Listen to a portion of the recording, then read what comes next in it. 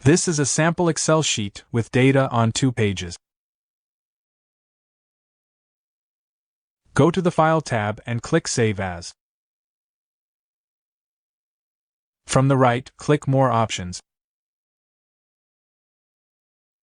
Set the save location and file name. Expand, Save as Type dropdown and select PDF. Keep selection of Optimize for standard or minimum size. Click Options. Specify page range. You can publish the selection, sheet, or whole workbook.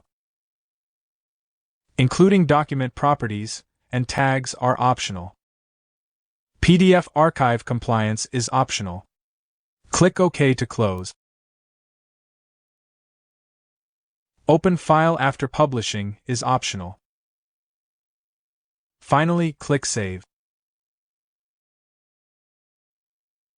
The Excel file has been successfully converted into a PDF document. You can also use the Export option to save your Excel sheet as a PDF.